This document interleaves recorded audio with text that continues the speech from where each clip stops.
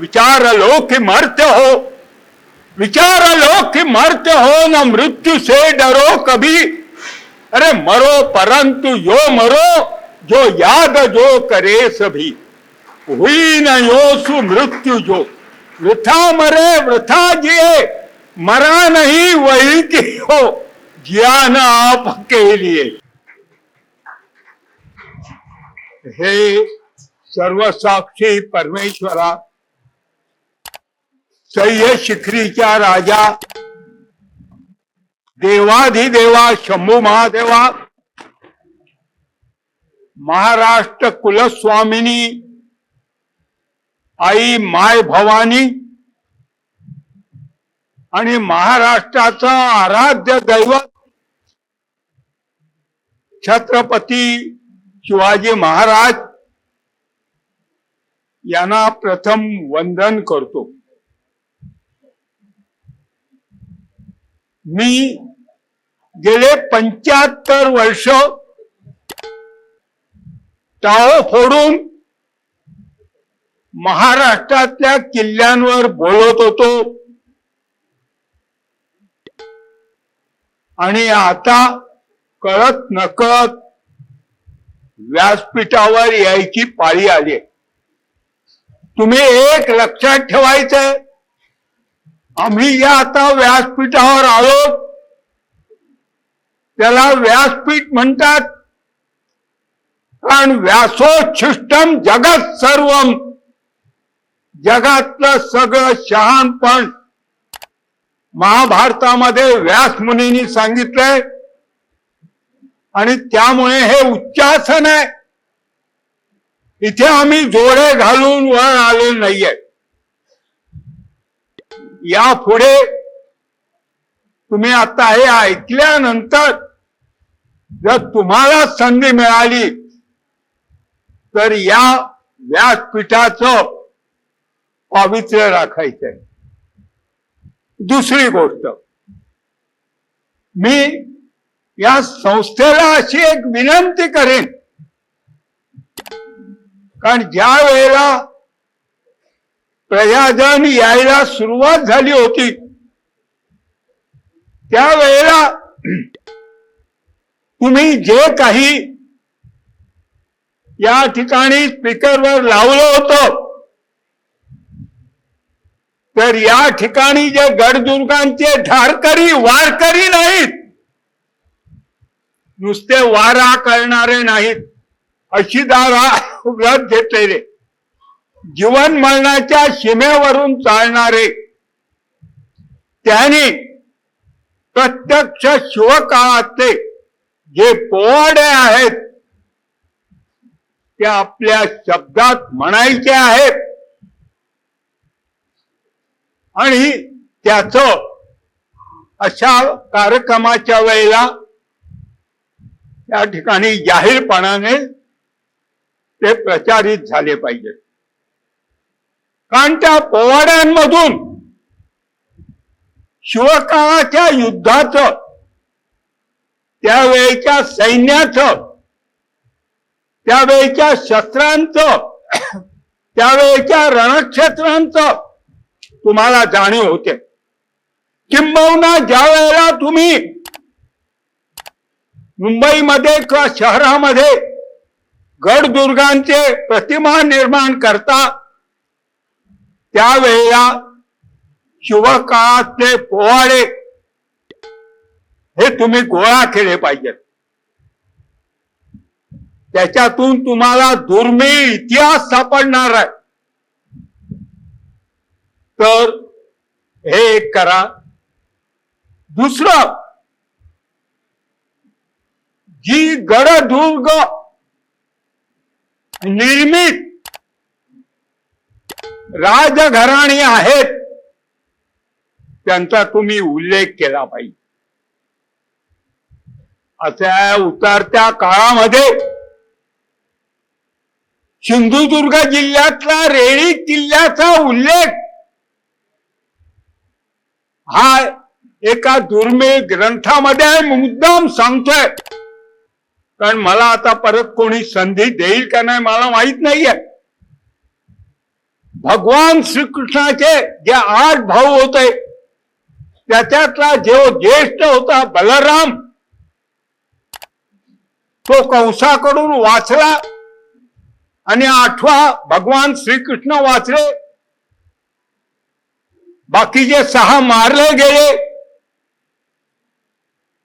आणि त्या दोघांनी, त्याच्यापैकी बलराम जो आहे तो वेंगुर्ल्या जवळ रेडी आहे, त्या रेडी गावातली मुलगी रेवती नावाची ही त्याची धर्मपत्नी आहे. माझं भाग्य शालेय जीवनात मला ही नोंद मिळाली होती. आणि आज 86व्या वर्षी त्या ठिकाणी एका जंगलामध्ये बलरामाचं मंदिर मला सापडलं. तो पुरावा आहे. ज्या वेळेला इतिहास बोलत नाही त्यावेळेला भूगोल बोलतो, आणि भूगोल बोलत नाही त्यावेळेला विज्ञान बोलते. तद्वत खेळणा किल्ल्यावर ज्या वेळेला कालयवनाने पाठलाग केला त्यावेळेला महाराष्ट्रामध्ये भगवान श्रीकृष्ण आले. ते पन्हाळ्यावर गेले. पराशर ऋषींनी त्यांना सांगितलं, मी तुझं रक्षण करू शकत नाही, तू खेळण्यावर जा. मुचकुंद नावाचा ऋषी तिकडे आहे आणि हे महाराष्ट्राला माहीत असलेलं पहिलं गनिमी कावा युद्ध आहे. मी इतक्यासाठी तुम्हाला सांगतोय, माझ्या दुर्भाग्याने आता गडदुर्गांवर मला जाणं शक्य नाहीये. परंतु 2000 वर्षापासून जी घराणी झाली आहे, सातवाहन, राष्ट्रकूट, शिलाहार, चालुक्य, त्या लोकांनी हे गड बांधले. तद्वत गंगा यमुनेच्या दुहावामधून जे ऋषी आले त्यांनी या डोंगरांवर आश्रम स्थापन केले होते. आज तुम्हाला तो अभ्यास करायचा आहे.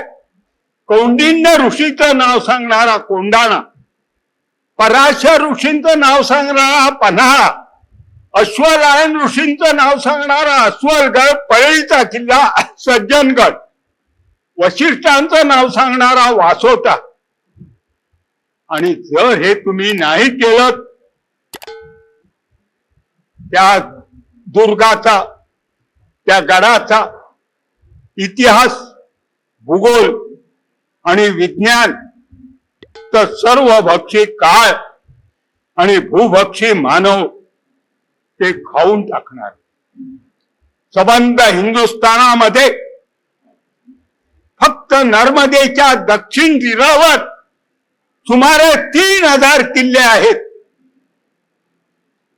आज काहींची फक्त ठिकाणं आहेत. ते जे ते प्रतिकात्मक गावागावामध्ये तयार करतात. त्यांनी अशा प्रकारे त्या किल्ल्याची प्रतिमा तयार झाल्यावर बाजूला त्याचा इतिहास, त्याचा भूगोल आणि त्याचं विज्ञान लिहून जनजागृती करी पाहिजे. कारण छत्रपतींच्या सैन्याने, मूठभर सैन्याने, 1,25,000 सैन्याने हा महाराष्ट्र राखलाय. तद्वत सध्याच्या महाराष्ट्रामध्ये मूठभर जे लोक गोळा झालेले आहेत त्यांनी या गडदुर्गांचं रक्षण करा. किल्ला हा शब्द फारसी आहे, दुर्ग शब्द संस्कृत आहे, आणि गड हा शब्द महाराष्ट्रामध्ये महाराजांनी आणलाय. अरे खूप काही तुमच्याकडे आहे, तुम्हाला ते केले. उगाच विचार लो कि मरते हो, विचार लो कि मरते हो, न मृत्यु से डरो कभी. अरे मरो परंतु यो मरो, जो याद जो करे सभी. हुई न यो सु मृत्यु जो, वृथा मरे वृथा जिए, मरा नहीं वही की हो, ज्ञान आप के लिए. उसी उदार की कथा सरस्वती बखानती, उसी उदार से धरा कृतार्थ सार्थ बोलती. या छत्रपतींनी देश धर्म आणि संस्कृती राखली, त्या तुम्ही मूठभर मावळ्यांनी हे असं केलं पाहिजे. तुमचं गाव जागृत केलं पाहिजे. आसमंतातल्या नदीचा इतिहास, तिथल्या घाटांचा इतिहास, तिथल्या बंदरांचा इतिहास खूप काही आहे. आणि ही राजाभिषेक समिती तुमच्या पाठीशी उभी आहे. नुसते सत्कार घेऊन जाऊ नका. हे जे काही व्रत आहे ते आज या ठिकाणी जमलेल्या लोकांनी चिरंतन सांभाळावं. त्यांच्या आई वडिलांनी आपल्या मुलांना अशा प्रकारचं शिक्षण द्यावं. एक चंद्र समोहंती नच तारा गणो. ज्या आईने त्या मुलाला त्या मुलीला जन्म दिला असेल, तिने त्याच्या गावाचं नाव, त्या दैवताचं नाव, त्या नदीचा इतिहास, त्या बंदराचा इतिहास, त्या घाटाचा इतिहास, अशा प्रकारे इतिहासाला गवसणी घाला. एवढं बोलून मी थांबतो. जय हिंद, जय महाराष्ट्र.